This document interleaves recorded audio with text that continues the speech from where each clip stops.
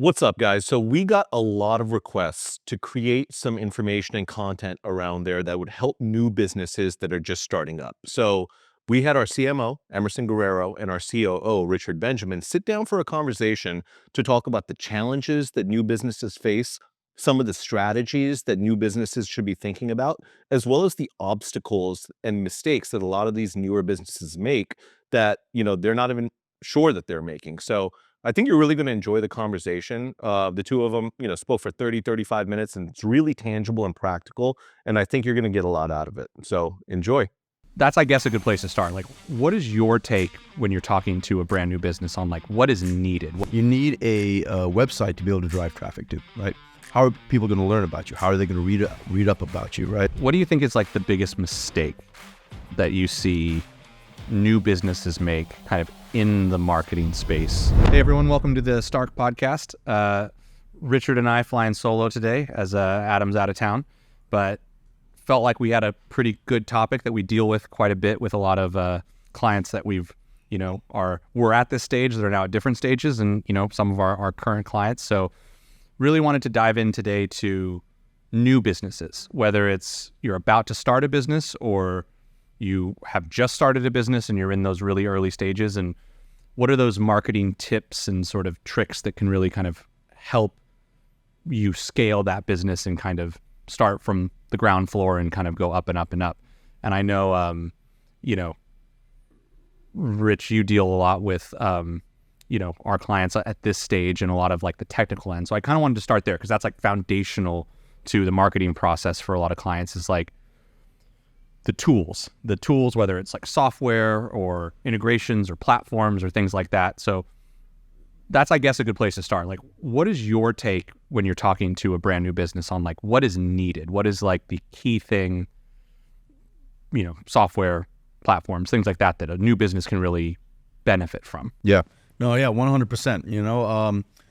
In terms of like software tools, what a new business could really benefit from, I really think, my mind is drawn towards like the website, right?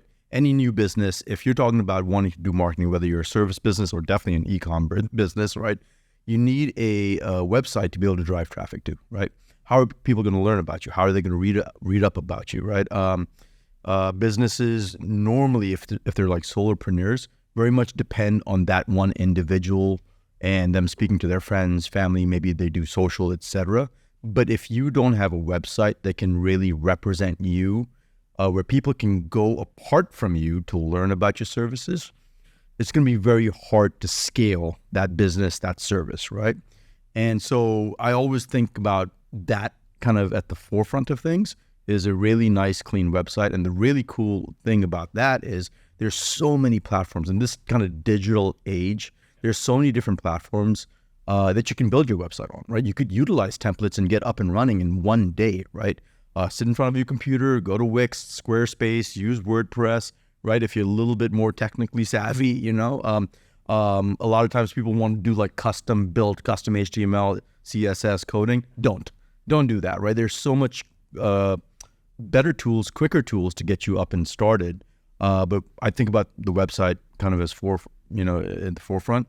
Other things is, every website, every business needs a great copy and great imagery to represent their brand, represent themselves, represent their customer base, right? So whoever's coming to a specific website, for example, if you sell sports gear or if you are, an attorney and you're selling, legal services, right? Whoever's coming to your website, for example, let's say immigration law, right? If they're coming to your website and they see a picture of just, something random that they themselves can't put their shoes in, they're not going to be able to relate or connect, right? So finding imagery and the copy to be able to write on your website is crucial. Again, there are so many free tools out there that can give you that imagery that you don't have to pay for a license, you don't have to do anything.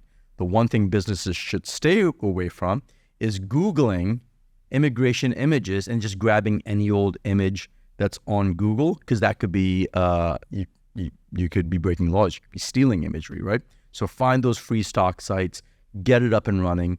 That's some of the crucial tools that come immediately to mind, right? You don't have to know Photoshop.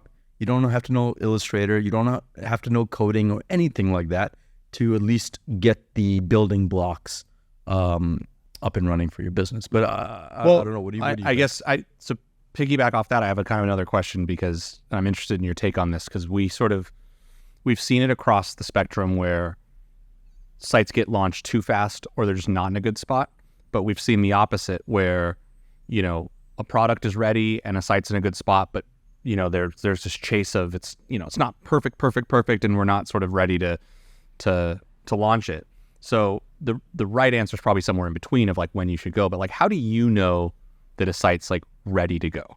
And like how should a business owner feel confident that like, what, it's going to get better over time, but it's like we're ready to sort of start getting traffic to the site? Yeah. Oh, that's a great question. And I think it varies for every different business, but the one thing is it's an acronym, as we love acronyms here at Stark and in the marketing world.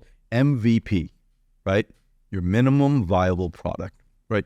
You want a website that if it communicates your services, if it looks branded and clean enough, again, if you utilize a template, you can get up and running. You already know your services, you could write it out, right? If it communicates those measures and if it allows people to be able to contact you, whether that's through a contact form or your phone number or email address on your website, you can kind of launch it, right?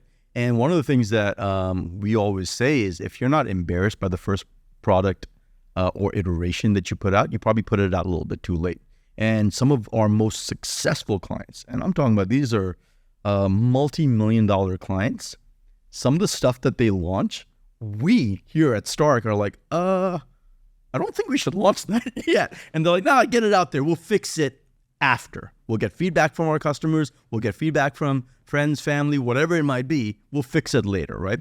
So I don't want to say go that all the way to that side of the ballpark, but if it communicates your messaging, you can get it up and running. Sometimes people vacillate a little bit too much. Oh, should I use this color? Should I use that color? Guess what? Your customers don't care.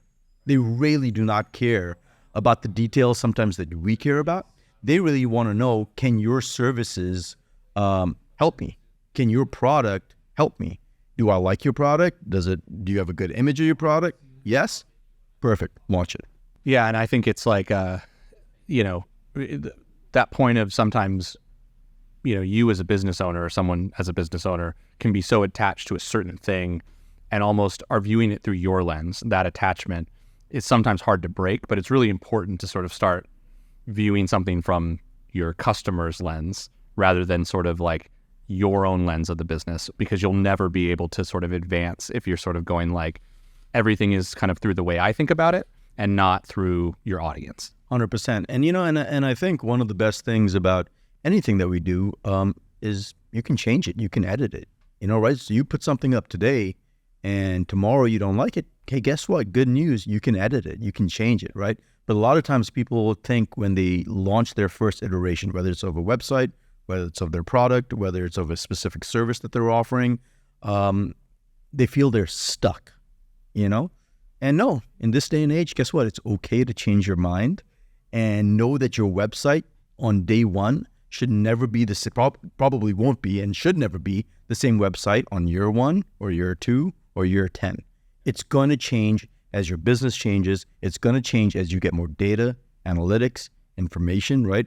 As you start to get towards advertising and actually putting maybe financial investments into like dollars and all of, into ads, whether it's social or Google or whatever, you're going to get a lot more data and analytics back. You're going to see what people care about, and it's going to change, And so don't feel like you have to be locked into something. Know that it's okay to put something out that's not 100% of the way there, and know that you can iterate on it moving forward. Yeah, 100%. And so foundationally, it starts with the website. What are the other things on the technical side you're then advising those new businesses to make sure is, set up in place so that, marketing can kind of start and take hold? So if you sign up for, like a platform like Shopify, Squarespace, Wix, etc., your hosting is kind of built in, right? It's the place that holds all your technical files. That's built in. Another thing that a lot of new businesses need, of course, I mean, I think this goes without saying, but it's a domain, a URL. Where are people going to actually type in to go to your website, right? www.thisismywebsite.com, right? You could go to GoDaddy or one of these other providers and literally find domains that are like 99 cents, $2, right? Super cheap way to be able to get your website up and running. Apart from that, I always think, like, from a marketing perspective, like, what are some of the free tools that people can utilize to not only get their name out there, but to be able to make a splash, so to speak, and apart from their inner circle? Social. We all use it every single day. You know this probably more than anybody else, because you CMO, you run the ads, you see all the data and the metrics. Social, creating a social profile that is for your business, but connecting it, and I think this is key, to a face, right? A lot of businesses, I think, hide behind their business, and they don't really want, or a lot of business owners, they don't want to put their face out there to say, this is who I am, because it makes you feel a little bit vulnerable. What if people don't like it? What if the content I put out sucks, or whatever it might be? Just do it, right? Connect your business on social, but connect it to a face, right? And Instagram, TikTok, it's the easiest thing to kind of get up and running. It's free. It takes nothing but 30 minutes of maybe sweat equity every single day to be able to start posting regularly and posting content that is social, right? People sometimes in businesses forget that concept where social media is about being social, not about having just a place to be able to put up bulletin boards of sale information or service information, but actually start to try to engage and talk to people on the other side of the camera. But what are your thoughts, Emerson, in terms of? No, I mean, I think that's right. I mean, and then, from my side on the advertising end, I think that there's always a lot of legwork that goes on when we work with the companies that have things in place but haven't done the time to connect everything together.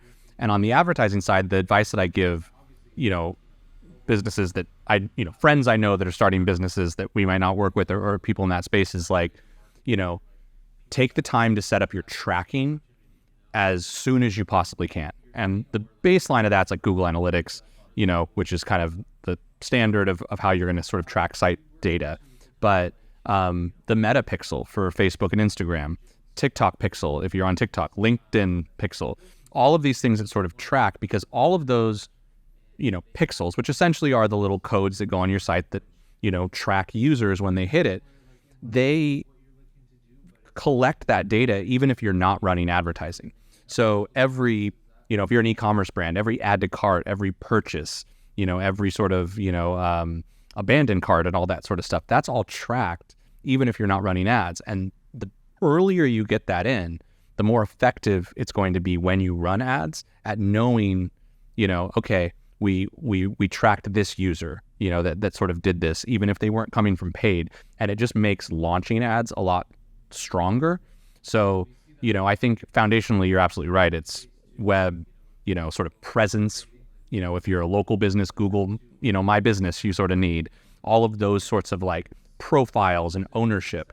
But from a sort of performance marketing piece, I think oftentimes people go like, well, I created my Facebook page and I've created my ad account, but if you're not going that extra step and getting the tracking in place, you're kind of starting, at a slower pace than you could have if you would have done that earlier.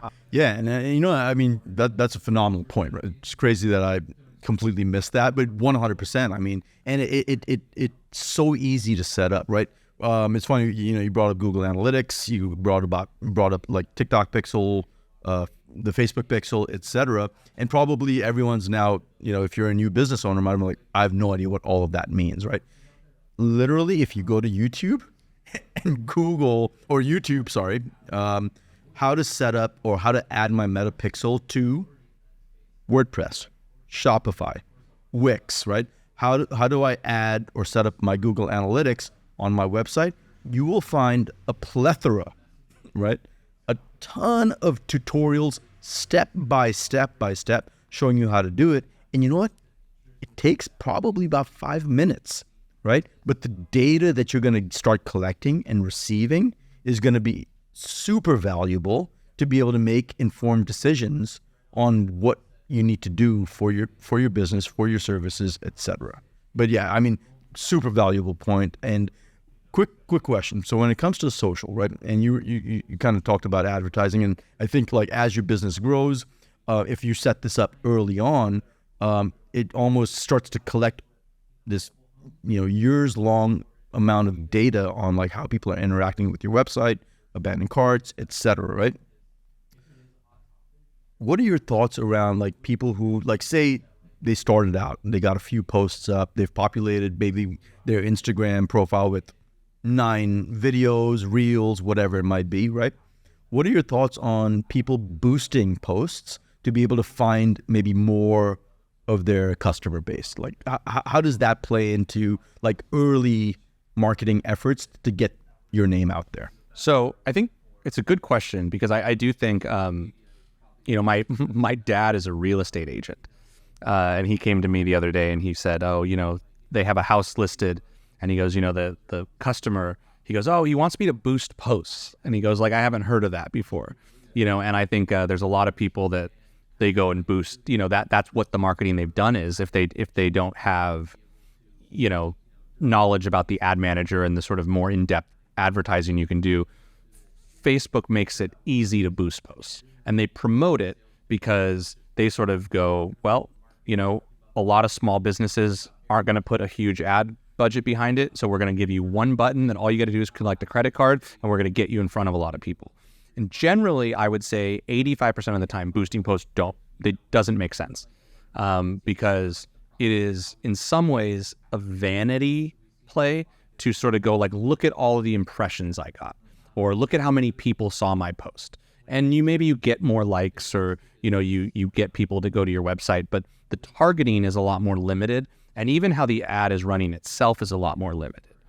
The time that I think it makes sense to boost posts is when you purely are going for like engagement, that you're not trying to sell a product.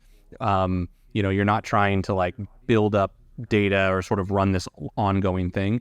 It truly is almost like we have this piece of content that we want to have more engagement around, or that we really want to test and see how that engagement works.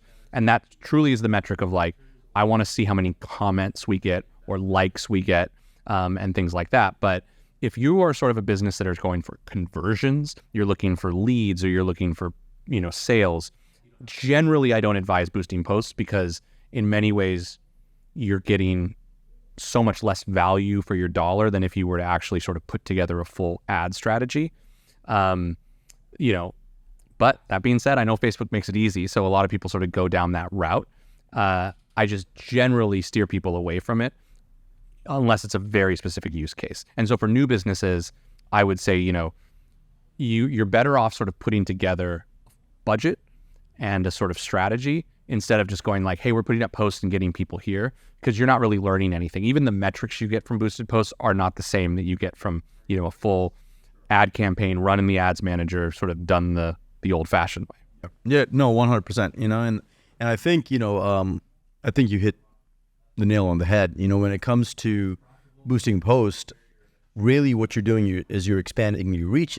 There's some of those vanity metrics, but again, I think a lot of businesses forget the social aspect of social media, and I want to emphasize that word social, right? A lot of people, whenever they go on social media, they're not going there to be like, sell me something, right? You go to Amazon, you're going to go to try to buy something, right? Whereas if you go on to social media, really you're on a break. You're trying to not do too much. You're trying to kind of catch up on maybe what your friends or your community is doing, right? And the benefit of boosting a post is potentially getting in front of your potential target demographic to be able to start to have those conversations, right? So one of the things that we always like to do is like with especially clients that are offering services is we always say, hey, be the expert voice in your industry, right? So the benefit of potentially boosting a post that you're like, hey, this is really good information, I think it's going to be valuable. I think, my customers or potential customers would like this. And I'm not trying to sell them anything. I'm not trying to sell you anything. I just want you to have the information because I'm passionate about a certain topic. And I think it's important for you to know it, right? And I think as you become the expert voice in the industry where you don't have any really ulterior motives, I think inevitably people will start to reach out, right? And again, when they start to reach out, I mean, we've seen it here at Stark, right? With a lot of the content that Adam puts out, right? When he first started, his goal wasn't to be like, oh, how many clients can I get through Instagram or TikTok? His whole thing was like, I want to educate the market and teach and talk about things that maybe aren't being said in the marketing space. Like, how do I educate people, right? Slowly, it started to become this thing where people realized they're not being sold to. They realized the information was extremely valuable. And they're like, hold up, can you do this for us? And a conversation starts, right?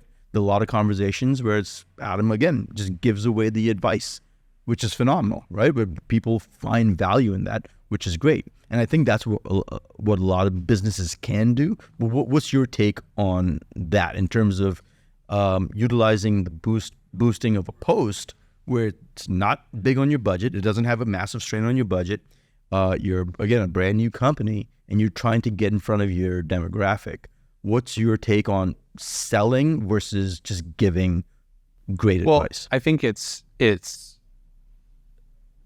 to me, you should all, like, that is one of the, putting yourself out there, and you sort of mentioned it, it's like one of those things where, if you're willing to put a face in front of the brand, it's one of like the most cost-effective ways, because in theory it's free, it just takes time to reach an audience, because you have a better chance of people actually seeing it. If it's, more organic, there's someone in front of it, it's, someone telling a story or someone giving advice or someone giving value that isn't wanting that sale. There's not a lot of ways to sort of help your brand for free in many ways. That's one of them, because you can kind of become, rather than hiring a, actor or putting together a big thing, you can sort of put in the legwork to do it as a business owner. That makes a lot of sense from a, boosting posts or sort of getting things out there perspective. I think what the value is truly in almost testing styles of content, because the value you'll get from boosted posts is reach. Like you said, it's impressions, it's, in theory, it's engagement. But if you sort of go like, okay, I'm going to put $50 behind 3 different posts that we're putting out there, and one of them performs, gets more likes and gets better comments, you can actually draw from that and go like, okay, that told me something, and there's not a lot of granular data, but it told me that we got more engagement off of this style of content. Maybe this is a direction to go in. And if you're building a content strategy, there's something there in terms of testing the waters with a little bit of budget to sort of find out. It's never going to be what you need in the long run, but it will at least sort of start to give you learnings without you having to spend $10,000 or whatever it may be. For sure. No, I think 100%. To be able to test different types of content and see how people react to different things makes a ton of sense, because in the end, really, the services that we're providing, the products that we're providing, the services that businesses are providing, their whole goal is to be able to provide something that consumers want, their consumers want, right? So if in the end, you as a business owner may think like, oh, hey, I have this really cool idea, started this new business, I think I know my consumer. But a lot of times, and maybe you could actually speak to this, when they actually start to put themselves out there, when they actually start to, again, do marketing, boost posts, maybe put a little bit of ad dollars behind, whether it's in Google or Meta or whatever it might be, they start to realize like, oh, interesting, I don't know my consumer as well as I thought I did. So looking at consumer research, right? Because that's one big thing when it comes to marketing, is understanding, knowing who your consumer is, the people who are going to buy or want your services or products, right? What would you suggest in terms of like, what are some of the steps business owners should take to be able to research their consumer base in a manner that makes sense for them at the stage or the level of business that they're in? Yeah. I mean, it's a good question, because ultimately, even even sort of the most detailed, audience research is still best guesses, right? It's you're still sort of putting assumptions behind something that doesn't have data yet until you actually sort of put it out there. Generally, I mean, I think that the two things I sort of look at is market fit. So looking at competitors, looking at your product and your own brand and sort of, what you're wanting to be and how that mixes with the competition. The other thing is I kind of feel like it is at the early stages, kind of trust your gut. It's almost like if you spend so much time going like, I think I'm for exactly this person because I know that, this demographic does this and they do, and they're in this location and they do sort of this, and then it doesn't work. You now have wasted time that you could have been learning. And so I generally sort of feel like if you're confident as a business owner in something and this is what you sort of believe and it kind of syncs with your values as a brand, go for it and then get the information. Just know where you're sort of fitting in among competition. And that's kind of, the big thing. From there, the data is the most powerful kind of guide because, we had a brand recently where, I completely thought, and along with the client, that the audience was men, so a lot of the creative we were putting out was masculine. It was, and the product wasn't specifically like built for men. We just went like, we think that men in certain areas with certain sort of, belief systems and stuff are going to like this product. We didn't only target men because that would have been limiting. But what we found was like the impressions were going more towards men, but women were the ones sort of clicking through and buying. And so that sort of was like, okay, we were wrong. If we would have spent too much time or even sort of said like, hey, this is exactly who we are going after without the data, we may have never figured this out and we wouldn't have been able to pivot. So early on, it's almost like use your assumptions, but get the data, as efficiently as you possibly can. And then you're now learning and you're able to adapt. And I mean, you ended by saying learning how to adapt. And I think adapting quickly really is going to help you make mistakes fast, but learn from those mistakes fast, right? And I think one of the things that, again, a lot of times new businesses try to do is they try to force their demographic, right? They try to force who their consumer is, and they don't want to believe the data. No, I know exactly who likes my product. Something's wrong in the analytics. Nothing's wrong with the analytics. It's you have to trust the information that you're getting. If, for example, like you were saying, we thought, for the specific line that the demo was primarily going to be men would respond to this product. We realized it wasn't, but if the client was like, no, this is a man's product. No, we can't have women buying it, or that's not our demo. That's exactly it, right? So I think a lot of times people are sometimes a little too in denial because they feel like their business is their baby. But what they forget is their business has been created to serve other people. It's not your baby. You have to treat it. You have to put love, care, blood, sweat, and tears, as people always say, into being able to build it and form it. But in the end, you want to craft a product or a service that's going to be beneficial to the actual people who are going to be utilizing it. And as we've seen, go back 100 years and come forward 100 years. Times change, right? What you thought was your demographic can very much change from generation to generation, and you as a business must adapt, right, to it. One of the things you also mentioned in terms of finding your demographic is doing competitor research, right? Talk to us a little bit about that. When new businesses start up, say they're a tech company where they fix computers, or again, they're a business that helps athletes, get better at whatever sport that they want, right? Whatever it might be. Talk about looking at competitors and what type of competitors new businesses should be looking at. Yeah, I mean, there are things that you can take from competitors in terms of, understanding what they're doing in the marketplace. And so there's value in creative.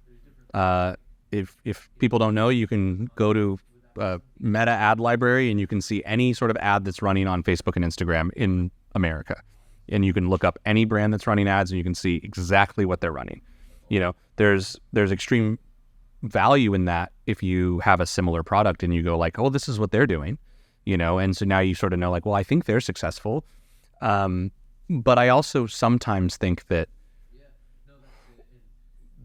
best form of competitor sort of research sometimes is like, okay, if there's a brand that's doing exactly what you do in a space that you exactly want to be in, and they are sort of spending money and they're already a big player, that has to tell you, it's an uphill battle to now, you're in a market share fight. You're now trying to take, people that from this brand that's essentially more powerful. It's not undoable. And if you've done the sort of research that says, the market's actually really big, that we can take a share of this, then go for it. But it could also tell you, actually, what if we went for this type of person with the same product, but we adjusted our creative and our branding because we don't necessarily want that fight. And now you have, okay, a more kind of clear vision. That's some early sort of soul searching to do in terms of like market fit. But I would sort of hedge people to not focus too much on competition, because I think sometimes people go like, well, we do the same thing, I'm going to flip a switch and instantly become them, without realizing, the amount of iteration that had gone into a competitor, the amount of pivoting that we've sort of talked about that has gone into a competitor. Maybe it's the sheer amount of money they're spending, on advertising that can kind of, drown you out. To me, it's always been more take some valuable learnings from what's going on, make sure you want to compete in that space, or that maybe there's a different sort of space that's better, even if it's the same exact product or service, and then, continue to follow what's going on, but don't try and do what someone's doing just because it's working, because it may not work for you. But I don't know, you may have thoughts as well.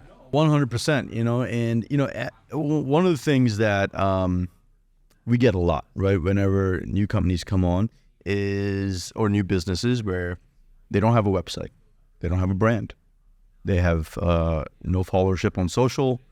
It's, when I say from scratch, they're from scratch, right? And they'll come to us, and on our kickoff call, they'll be like, hey, we want to be Apple. We want to be like Microsoft. We want to be the Amazon of X industry, right? That's a wonderful aspiration. That's a wonderful goal, right? But sometimes you have to compare apples to apples, right? And looking at the number one player in your industry can do you more harm, because you think it was an easy road. You think you can get, if I got even 1% of their market share, I'd be in the billions of dollars. Yeah, you're absolutely right? But you're not comparing apples to apples, right? Look for the company that maybe started 5 years ago. Look for the company that maybe started 10 years ago. Someone who's a little bit closer to where you are now when you're starting out, and then maybe follow their growth trajectory to see how you can potentially take good ideas from them to say, okay, I'd love to implement that into my business model, and then infuse that with a little bit of your own ideas, right? Because in the end, if we have one Apple, you don't want another one. We want some type of originality, right? A lot of people always kind of diss Apple whenever they release new products, like, the iPhone, or they recently released the Mac Mini. They put the button of the Mac Mini on the bottom of it, right? So it's like the mouse all over again with it's exactly with the charging port on the bottom. Exactly right, like that, right? So you can look at your competitors and be like, all right, I think I can kind of make a better solution. But in the end, Apple's Apple. Someone could make the Apple mouse with, if you want to invent that and you just put the charging port on the front so that you can still use it when it's charging, that's the $1 billion idea.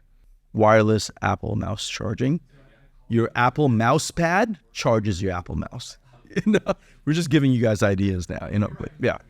But you have to look at apples to apples. You have to compare yourself to a company that is within grasp or even just out of grasp and try to compare and see what they've done and analyze them. If you go and analyze Apple, right now they're spending, they're doing certain things that you as a new business would never be able to do, right? They have entire teams that focus on, product market fit. You're a solopreneur by yourself, maybe in your basement. You know what I'm saying? So again, give yourself a fighting chance. I'm not saying don't have aspirations, but give yourself a fighting chance when you're looking at your competitors. Look at the ones closest to you. See what you can glean from them. Go to Meta Ads Library, see what kind of ads they're running. Look at their social, see what they're doing. Sign up for maybe what your, a product or a service that your competitor is doing. See what their process is. See how they're emailing you, how they're reaching out to you. I mean, that's one of the tools that we didn't mention, which is an easy lift. MailChimp, Klaviyo is email marketing, right? As people come into your infrastructure, being able to gather and collect emails is vital because you have then people who've bought into your service and product and want to learn more because it takes effort to type your email in, right? But look at competitors that are closest to you and then continue to build from there. Yeah, 100%. This is not, I think we had a kind of a list of topics, and I don't think this is one of them, but yeah, I thought of it, and we'll see how much time we have after this. But what do you think is? Then I have one after you. But what do you think is like the biggest mistake that you see new businesses make, kind of in the marketing space? That you see the most often. Setting wrong expectations. I feel a lot of new businesses feel if I invest $100, $1,000, $10,000, this month I'm going to make 2x, 3x on dollars. In the very, as soon as you start. Boom. Yeah.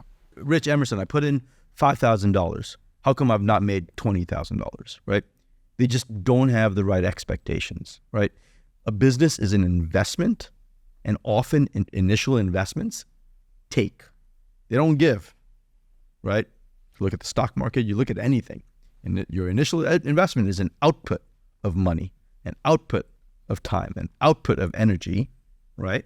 And then over time, 5, 10, 20 years from now, you start to receive an input, right? Or sooner, depending, right?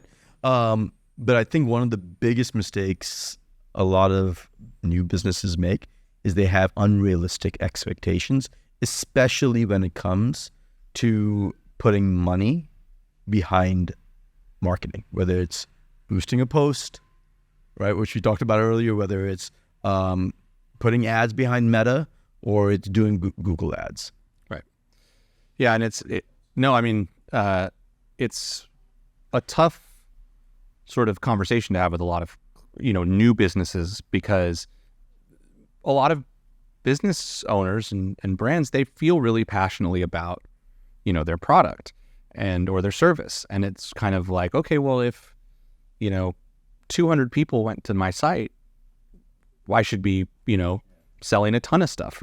And we don't realize that the way that it works is both in terms of how ad platforms learn and how like the algorithms kind of advance, but also it's just like, you're starting with usually a broader audience and sort of kind of, cutting into more and more of the right person. But I think kind of a lot of times it's telling someone, well, not everyone's going to respond right away, or it may take more visits, or, you're finding stuff out, and that takes time. And eventually all of that, time and money that got spent is going to pay off. But you have to sort of there's a patience level that is needed, or sort of an understanding of how, to your point, expectations can kind of scale as months go on and learnings happen, and how even budget should be scaled, based on, but I don't think there's any advertising campaign that's just, flip a switch and now you're rich sort of a thing. Yeah, no, 100%. And I mean, you think about it, you a lot of people liken business to children, right? When you initially have children, all they do is take from you. Your child they're not giving nothing back to you for years, right? Yeah, you can say, oh no, but it's the love and all. Sure. Yeah, I get it, But they suck resources, right? they take from you. And over time, the hope is as I put more energy, time, investment into these little humans as they grow up, they can add value to society. They become good people, hardworking, you name it, right? Business is no different, right? You want to give more to your business initially than you take, right? And I know, I mean, we could go, this is like now a kind of a rabbit hole when you talk about, business mentality, mindset, right? All of these other elements that very much make up a successful entrepreneur. There is naturally the stuff you can do for your business when it comes to, utilizing the right tools, setting up a website, getting a domain, getting the analytics, social profile, communicating with the people on the various channels. Like if you're communicating with them on social, be social. If you're running ads, then that's fine, right? But there's another face to business, which might be for another time. Is, well, what's the mentality of an actual business owner, right? In terms of growing and building it, right? It's sometimes a very lonely road, right? Because a lot of people don't understand why you can't come out, hang out, and party. Why do you have to work? Your husband or wife might be like, hold up, you went in at 7 a.m. today and it's 7 p.m. Like, why aren't you home yet? There are a lot of other elements that go into kind of building a successful business. But it's something that a lot of entrepreneurs and a lot of families have to have those conversations to say, hey, this is what we're trying to do. I use the word we, it's never an I thing, right? We look at Stark. It's not Adam and Rich and Emerson. It's we, all of us, right? Behind the scenes, you got Ray, you got Calvin, you got other team members, right? It's a we thing whenever you build a business, and so I speak too much, but I don't know what any final thoughts, closing thoughts. My biggest mistake is interesting because it was, obviously I didn't know what yours was going to be, and mine's kind of in the similar vein, but it's almost taking the step before the expectations stage, which is, preparing to have the marketing budget you need to sort of run, right? And I think the mistake that we've seen a lot of companies that have come to us that we haven't really been able to work with because they spent so much time and money and effort into getting a product ready, or maybe it was like in market research or competitor research or brand analysis and all this sort of stuff, or like branding and all these things that, have value, but they go, okay, we spent all of our money here and now we have no money to actually learn, no money to advertise. And that's the type of person who's going like, well, we need to be profitable month one because we've sunk way too much into it. And so with your expectation sort of piece, a lot of companies need to be ready to spend that money learning the same way they would spend it on brand studies and competitor analysis and branding and websites, because ultimately that's going to be really effective for them. And so if you go like, I did all this work and now I'm ready to make money, you're sort of forgetting a big part of the process of how, brands work. And so it's very similar to your expectations part, but it's almost like before you get to that, make sure you're sort of thinking of your budget, for marketing and not just for building a product and a website and a sort of engine. You need that other part too. And I mean, there was, I won't mention any names in this story. Ray, you'll have to cut this out if I say anything, say any names. But we worked with a client a long time ago who I really liked, and we were doing like a web build for them. I really liked the product. We were really excited about the potential on this. And, you don't always have the conversation, especially when you're working with a brand really early on, that says like, okay, well, once we get to advertising, how much do you, what does it look like? What are we going to do? Let's put these plans together. This was really sort of helping with building a brand. And then we were going to move on to marketing. And we sort of got to the point where it was ready. We were kind of building the advertising plan. And, they essentially almost could not advertise because they had nothing left. They had gone through, so much they didn't need to go through, and then sort of just assumed it would take care of itself because the product was really cool. and the branding was really good and the website was really good. Everything was in a good place, and they had no sort of runway or budget to actually advertise. And so they had a sort of a side sort of piece of budget that we were going to run towards advertising. And I remember going up to them one day and going, all right, so we're ready. We're going to work with what you have. We're going to put this plan together.